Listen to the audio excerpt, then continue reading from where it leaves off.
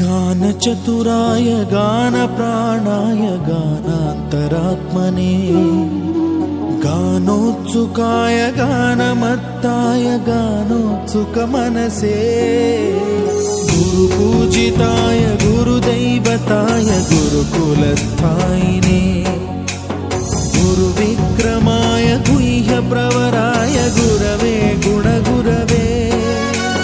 गुरुदैत्यकलक्षेत्रे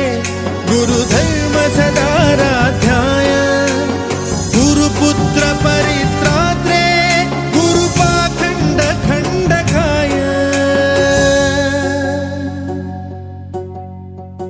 गीतसाराय गीततत्त्वाय गीतगोत्राय धीमहि